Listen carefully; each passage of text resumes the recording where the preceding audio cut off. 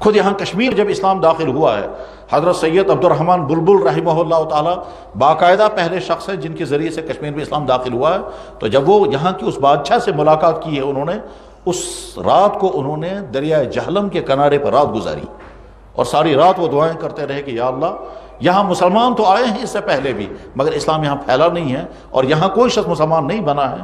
میں پہنچا ہوں اس ارادے کے ساتھ کہ یہاں کے بادشاہ کو میں اسلام کی دعوت دوں گا، اور اس بادشاہ کا نام تھا رنچن، اور یہ بدھسٹ تھا. چنانچہ دریائے جہلم کے کنارے پر انہوں نے رات گزاری، ساری رات دعائیں کرتے رہے، سجدے میں بلک بلک کر اللہ سے انہوں نے دعائیں مانگی ہیں، اور فجر کی اذان کے وقت کے بہت وہ اذان پڑھی. یہ سوچ کر کے پڑھی، ہو سکتا ہے یہ پہلی اذان بھی ہو اور آخری بھی اذان بھی ہو، اسلام نہ پھیلے یہاں، اور یہ بھی ہو سکتا ہے کہ پہلی اذان ہو اور اس کے بعد پھر یہ اذان صدیوں تک نہیں بلکہ قیامت تک چلتی رہے گی.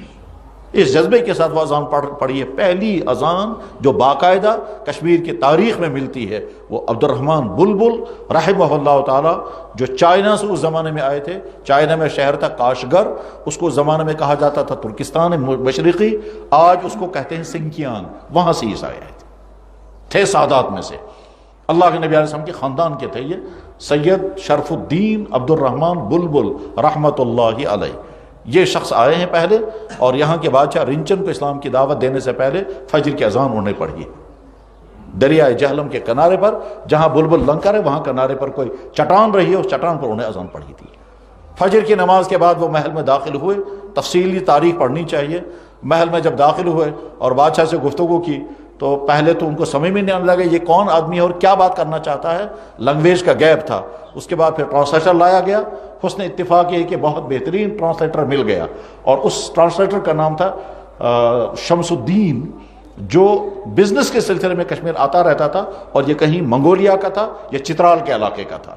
بہرحال شمس الدین نے ٹرانسلیشن کا کام کیا، اور اس طرح سے عبد الرحمن بلبل رحمۃ اللہ علیہ کی بات رنجن تک پہنچی، رنجن کے بعد ان تک پہنچی. یہ گفتگو چلتی رہی، ادھر سے دعائیں ہوئی تھی، ادھر سے اللہ کا فیصلہ تھا.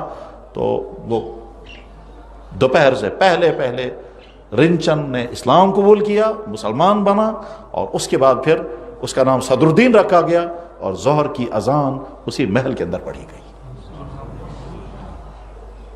اس کے بعد عبد الرحمن بلبل کی آنکھوں میں آنسو آ گئے. میں نے کہا یا اللہ، میں نے فجر کی اذان پڑھی تھی یہ سوچ کر کہ ہو سکتا ہے ظہر تک میں زندہ ہی نہیں ہوں گا،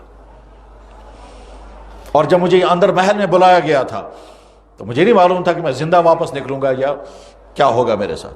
مجھے نہیں معلوم تھا مجھے مہمان خانے میں رکھیں گے یا جیل خانے میں ڈالیں گے. لیکن آپ کا فیصلہ ہوا، ہدایت کا نور ان کے لیے مقدر ہوا، اور یہ توحید پارے بن گئے. چنانچہ رنچن مسلمان ہوا اور اس کا نام صدر الدین رکھا گیا. یہ پہلا شخص ہے جو باقاعدہ کشمیر کی تاریخ میں مسلمان بنا. اس پر نہ کوئی تلوار چلانے والا آیا، نہ کوئی لالچ دینے والا آیا، نہ کوئی ورگلانے والا آیا، نہ کوئی دھوکہ دینے والا آیا. ایک مسافر دین کا نور توحید کی دعوت لے کر کے ملکوں سے سفر کر کے یہاں پہنچا، اور پیدل اور اکیلے، اور اس کے بعد انہیں اسلام کی دعوت دی. رنچن مسلمان ہوا. پھر اسی عبد الرحمن بلبل رحمۃ اللہ علیہ کی دعوت پر، اور رنچن نے اب صدر الدین ہے. صدر الدین کی مہمان نوازی اور اس بزرگ کی محنت کے نتیجے میں چند ہزار افراد یہاں کشمیر کے مسلمان بن ہو گئے، اور اس کے بعد پھر عبد الرحمن بلبل کی وفات ہو گئی. رنچن کی بھی وفات ہو گئی. وہ دونوں ایک ہی جگہ دفن ہو گئے، جہاں بلبل لنگر جسے کہتے ہیں وہیں وہ دونوں دفن ہیں. اس کے تقریباً 40-50 سال کے بعد حضرت میر سید علی ہمدانی، حضرت شاہ ہمدان رحمہ اللہ تعالیٰ تشریف لائے، اور اس کے بعد پھر یہاں اسلام پھیلا ہے. اس کی لمبی تاریخ ہے. ہم کو چاہیے کہ اپنی تاریخ پڑھیں، جس سے ہم کو پتہ چلے کہ اسلام کی دولت اور اسلام کی نعمت ہمیں کیسے ملی ہے. اور اب تو اور زیادہ اہمیت ہے اس تاریخ پڑھنے کی، اس لیے کہ بہت سارے لوگ کہتے ہیں کشمیریوں کو دھوکہ دے کر کے اسلام قبول کرایا گیا. کوئی دھوکہ نہیں، اللہ کے فضل و احسان سے اس کفر سے نکل کر ہم اسلام کی طرف آئے.